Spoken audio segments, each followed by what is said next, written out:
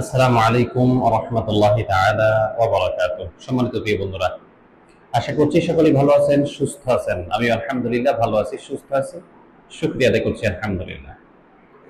প্রিয় বন্ধুরা, আহ, আজকে আমরা কথা বলবো বশীকরণের শক্তিশালী একটি বিষয় নিয়ে, যেটাকে বরশি দিয়ে বশীকরণ করা হয়। তো এটা আমেলদের জন্য আমি দিচ্ছি। প্রথম এই দুইটা বড়শি নিতে হবে। এই যে দুইটা বড়শি নিতে হবে, এই দুইটা বড়শি নেওয়ার পরে আপনাকে সর্বপ্রথম আমার হাতে যে দেখছেন দুইটা পুতুল, এরকম দুইটা পুতুল নিতে হবে। দুইটা বড়শি প্লাস দুইটা পুতুল, এক একটা বড়শি এক একটা পুতুলের পিছন দিক দিয়ে ঢুকিয়ে দিবেন। এক একটা, এখানে দুইটা বড়শি দুইটা পুতুল এখানে ভিতরে ঢুকিয়ে দিবেন।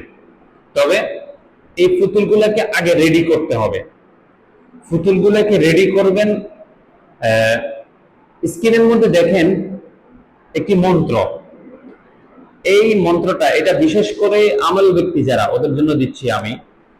তো অনেক আমল আমার কাছে এটা চাইছিল যে হুজুর, আমরা বশীকরণের কাজ করে শুধু মিস্টেক হয়ে যাই, এই জন্য এমন একটা শক্তিশালী নকশা আমাদের জন্য দেন, একটা কাজ আমাদেরকে দেন যেন আমরা করে উপকার পাই, রোগীরা উপকার পায়। সেই জন্য এটা আপনাদেরকে দিচ্ছি। তো এটা সাধারণ কোনো মানুষ করতে পারবেন না। তো মন্ত্রটা দিয়েছি, মন্ত্রটা পড়বেন। সর্বপ্রথম মন্ত্রটা 1000 বার জপ করে নেবেন। নেওয়ার পরে প্রতি 21 বার পরে একটি বড়শিতে ফু দিয়ে পুতুলের যেই নাক আছে অথবা মুখ আছে, নাক বা মুখে দিয়ে এটা ঢুকিয়ে দিবেন। প্রথম একটা ঢুকিয়ে দিবেন, সাপোজ আমি দেখাই দিচ্ছি। প্রথমে পরে বড়শিতে ফু দিয়ে তারপরে এইভাবে নাকে অথবা মুখে দিয়ে ঢুকিয়ে দিবেন। ব্যাস, এইভাবে এইভাবে ঢুকিয়ে দিবেন। এইভাবে দুইটাই কিন্তু আপনি ঢুকাবেন। দুইটা বড়শি দুইটা পুতুলে ঢুকিয়ে দিবেন। ঢুকাই দেওয়ার পরে স্ক্রিনের মধ্যে দেখেন আরো একটি নকশা।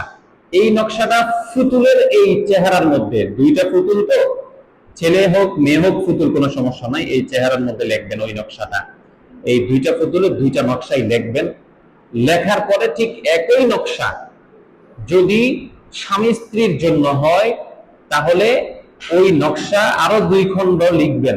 তবে এখানে আরো একটি বিশেষত্ব আছে, সেটা হচ্ছে এই বশীকরণ তদবিরটা লেখার সময় মুখে মিষ্টি জিনিস রাখতে হয়।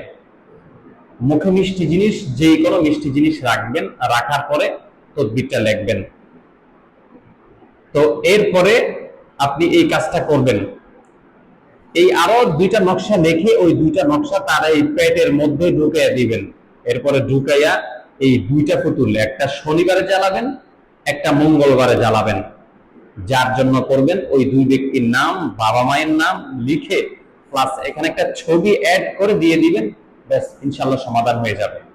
সর্বোচ্চ সময় যদি 5 থেকে 7 দিন, অর্থাৎ যিনি করবেন ওনার আমলের উপর ডিপেন্ড করবে।